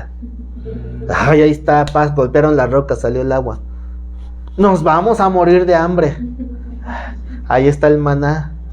Ya me cansé de siempre mis cornflakes. Ah, está bien, ahí están codornices. Y después dicen, después de todo eso, dice, ¿podrá el Señor poner mesa en el desierto? ¡Uy! Bueno, ¿qué hizo el Señor? Les mandó serpientes para que empezaran a morir todos. Moisés, dile a Dios que nos perdone. Ingratos, malagradecidos. Pero esa es la dura cerviz, no se doblegan por nada. ¿Qué es mejor? Hablando en ese contexto histórico, ¿qué era mejor? ¿Vivir en Egipto como ellos decían? Pues por lo menos en Egipto teníamos nuestra comida diaria. Siendo esclavos en tu jaulita que te den tu alpistito como vil canarito, o ser libre en el desierto, pero bajo el cuidado de Dios. ¿Qué les faltó en el desierto? Sí, les faltó una cosa, fe. Porque Dios les proveyó de todo lo demás. Sí saben que por no querer esperar 40 días, tuvieron que esperar 40 años. Porque la prueba de la fe produce paciencia. ¿Ya le pidieron paciencia a Dios? Mejor la desarrollamos, ¿verdad? Bueno, entonces esa era la dura cerviz, ¿verdad? Que no querían inclinar el rostro, siempre altivos, siempre prepotentes. Pero el publicano, él sí era al contrario. Él no quería levantar los ojos porque sabía que no tenía con qué. Hace poco en una clase estaban diciendo, unos me dicen que no, que tengo que mirar hacia arriba porque Dios está arriba, no en el suelo. Otros, no, que por qué miras hacia arriba, que te estás igualando con Dios o qué. Como humíllate y baja el rostro. Lo importante es la actitud, ¿no? Le decía que este publicano dice que no quería ni alzar sus ojos al cielo, sino que se golpeaba el pecho diciendo, por mi culpa, no, ¿verdad? Dice, Dios, sé propicio a mí, pecador. Esto también es súper importante y súper profundo. ¿Qué significa ser propicio? La palabra propicio, ¿qué significa? Apto. ¿Apto? ¿Apto para qué? Para lo que se va a ser usado. ¿Cuál es el ambiente propicio para, no sé, para cocinar? Sería una buena estufa, Un buen lugar, limpieza, ¿qué más? una buena barra, Una buena barra. No, pues, buenos cuchillos. vamos aquí. Tenemos aquí a la experta. No soy experta, pero digo unos buenos cuchillos porque luego queremos... ¿Ven cómo se pone en el último lugar para que uno la...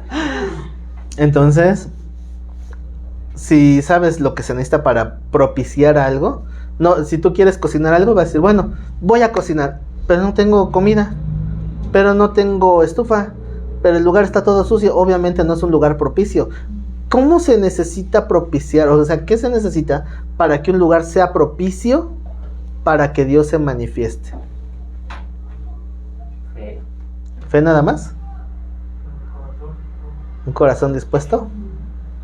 ¿Humillado? Ajá, esas son las bases. Así como antes lo hacían en el tabernáculo, ¿no? Que esté libre de pecado, ¿no? ¿Dónde se manifestaba la presencia de Dios? En el propiciatorio. O sea, en el propiciatorio. Es la misma palabra. ¿Por qué el propiciatorio se llamaba así? Porque era el lugar propicio para que se manifestara la Shekinah, la presencia de Dios. ¿Qué se necesita para que el propiciatorio sea un propiciatorio? ¿Se acuerdan cómo se establecía ese lugar? O sea, hablando en el tiempo del desierto, cuando iban con el tabernáculo que lo desmontaban y montaban. Pero ¿qué indicaba el lugar? Ajá, donde iba la nube, iban todos. Donde se detiene la nube, ahí se montaba el campamento. Pero donde estaban los sacerdotes cargando el arca, que no la cargaban tal cual, la cargaban con unas barras. Ahí bajaban el arca. Y el lugar santísimo lo determinaba el arca. Entonces, a partir del arca, organizaban todo lo demás. Es decir, todas las columnas, el techo, el atrio, el lavacro, el altar, todo. Todos los elementos se determinaban por la posición donde estaba el arca. Pero ese lugar se volvía el lugar santísimo solo hasta que todo estaba acomodado. Antes no. ¿Qué tal si ya se acabó, ya empieza a moverse la nube? Rápido, hay que levantar el tabernáculo y nos vamos. Ese lugar donde estaba el arca, un segundo después de que el arca se movió, y alguien pisa ahí y se muere, porque era el lugar santísimo. Pero el arca lo hacía, ¿no? Pero ya no es el lugar santísimo, ¿por qué? Porque ya no es el lugar propicio. Se quitó esa propiciación. ¿Se han leído o escuchado que Cristo es la propiciación por nuestro pecado? Es lo mismo. Cuando se establece el tabernáculo, tiene un propósito específico de propiciar la presencia de Dios. Y todos son símbolos que tienen que ver con la obra de Cristo. Si me aviento a darles toda la explicación, me voy a aventar 2 horas, pero ya más o menos tienen la idea, ¿no? Para que pueda entrar uno hasta el lugar santísimo. Cuando Cristo muere, el velo se rasga del templo, que era un tipo de lo que era el tabernáculo antiguo, separando el lugar santo y el lugar santísimo. Si tú estás afuera del atrio, ni cuenta te das. Pero si tú vives en santidad, es decir, en el lugar santo, puedes ver cómo se te abre el camino hasta la presencia de Dios, hasta el Shekinah. ¿Por qué? Porque el velo se rasgó. el Shekinah descendía sobre el arca, que era el pacto de Dios. Y la tapa de esa arca se llama propiciatorio. O sea, ¿quién es el que hace lo propicio? Ahora, si yo quiero poner las condiciones necesarias para que Dios se manifieste, ¿qué tengo que hacer? ¿Cómo creo un lugar santísimo? ¿Puedes crear un lugar santísimo si estás tú ahí? Pues no. No, pues no. ¿Cómo va a ser su lugar santísimo si tú no eres santo? Por eso recuerden que tipificaba la santidad de Dios. O sea, el tabernáculo, ese lugar santísimo, tipificaba el tercer cielo. Léanse el libro de Hebreos, como dice que Cristo no entró en ese lugar santísimo, sino en el verdadero tercer cielo, en el verdadero lugar santísimo. Pero un lugar santísimo donde estás tú parado ya no es santísimo, pues porque estás tú. ¿Cómo puedo hacer para tener comunión con Dios? ¿Qué puedo hacer para propiciar la presencia de Dios conmigo? ¿Por cuenta propia? No hay nada. Todo eso es lo que está diciendo este publicano. ¿Cómo es posible que el publicano, un pecador, le diga: tú, Señor, tú sé propicio a mí? Se oye irreverente, ¿no? ¿O no? Los veo así como que muy pensativos. Una de dos, o no entendieron o ya se durmieron. ¿Cuántos ya se durmieron?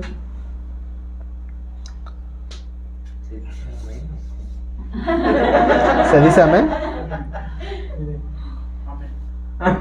Amén. Amén. Pues irreverente, ¿por qué? ¿Porque él es el pecador? ¿O porque es...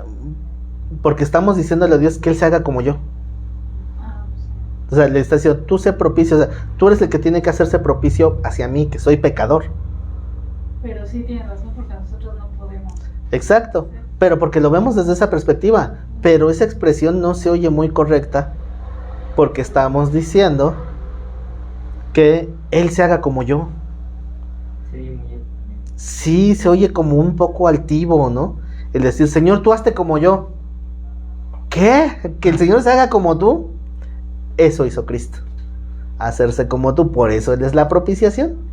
Él dice la palabra que Cristo es la imagen del Dios invisible. Si ves a Dios te mueres, porque Él es santo. ¿Por qué el pueblo en el desierto no quería que Dios le hablara? Porque sabían eso, que no son santos, que podían morir ante la santidad de Dios. Cristo es la propiciación. Pero de alguna manera la expresión de este publicano es imposible que yo me haga como tú. Así que necesito que tú seas el que haga algo. Te necesito a ti. O sea, hay muchas cosas implícitas. Implícita mi incapacidad de ser santo. Implícita mi necesidad de misericordia. Implícito mi ruego hacia Dios. Y ahorita ya lo vemos como muy normal porque pasó ya, ¿no? O sea, ¿Sí? de Cristo. Pero en ese momento... Y él estaba hablando esta parábola, el mismo Señor Jesús hablando del contexto de ese tiempo, obviamente, ¿no? Una persona llega al atrio porque allí es el lugar para orar. O sea, estaban buscando comunión con Dios. Bueno, supuestamente porque el fariseo oraba para consigo mismo, pero el publicano verdaderamente quería comunión con Dios. Yo no puedo hacer nada, tú hazte propicio a mí. Yo no puedo entrar al lugar santo, pero tú tienes que hacer algo para acercarte a mí. Entonces, ese sentir era el correcto. Dice: sé propicio a mí, pecador. Os digo que éste descendió a su casa, ¿cómo? Aquí justificado también se traduce o significa ser declarado justo delante de Dios. ¿Saben lo que significa los dos usos de la palabra justo en la Biblia? Justo, santo. Santo. Ya fue justificado, perdonado, ¿no? Un aspecto de la palabra justo es cuando se habla de la intención de ser buena gente, o sea, de tener buenas decisiones correctas. Ese es un uso, depende del contexto. El otro uso de la palabra justo es la obra que Cristo hace al presentarnos como justos delante de Dios, aunque no lo somos. ¿Sí se entiende? Depende del contexto. algunos textos se refieren a lo que yo hago para tener una conciencia limpia, y otros textos se refieren a la obra de Cristo justificándonos delante del Padre por su misericordia. Ahora, entonces se refiere: os digo que este descendió a su casa justificado antes que el otro, porque cualquiera que se enaltece será humillado, y el que se humilla será enaltecido. La principal razón por la cual el fariseo no fue justificado es porque obviamente no estaba hablando con Dios. Esa es la primera razón. Y la segunda es porque él no se daba cuenta de que estaba mal. ¿Qué es lo que Dios quiere cuando llega la palabra a nosotros? O sea, nosotros no conocemos de Dios, alguien nos predica, llega el conocimiento. ¿Cuál es el siguiente paso nuestro? Es parte, sí. Se le llama arrepentimiento, que en griego es metanoia, que etimológicamente significa etimológicamente significa cambio de mentalidad. Definición de diccionario es cambio de dirección. Tenemos que cambiar. ¿Cuáles son las 3 Cs del arrepentimiento? Confesión, confesión de pecados. ¿Delante de quién? Delante de Dios. Después de es confesión. La segunda es contrición. Contrición o contrición, ambas formas son correctas. ¿Qué significa eso?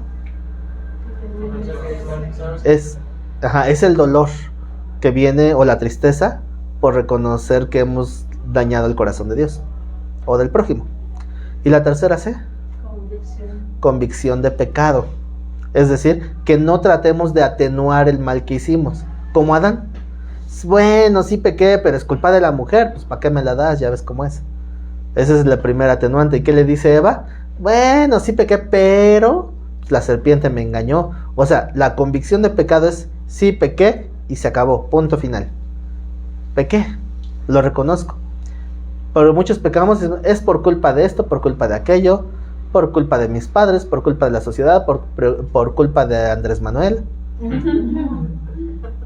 No podemos echar la culpa a nadie. Esa es la convicción de pecado. Si uno no tiene convicción de pecado, entonces no hay arrepentimiento.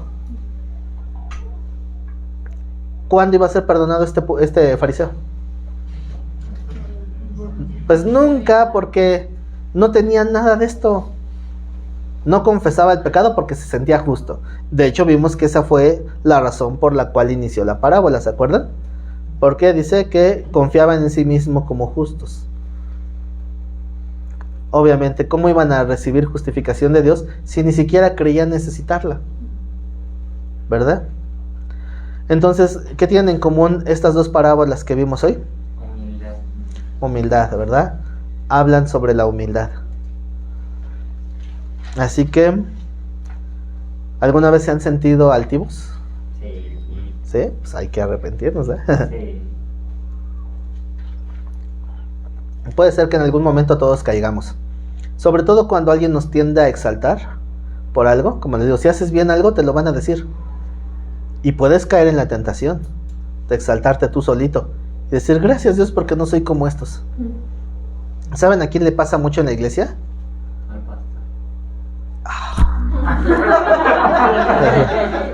Pero sí, a los pastores.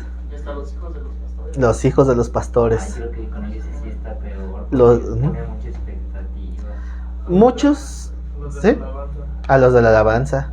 De hecho, estaba hablando yo con Cristian exactamente de esto.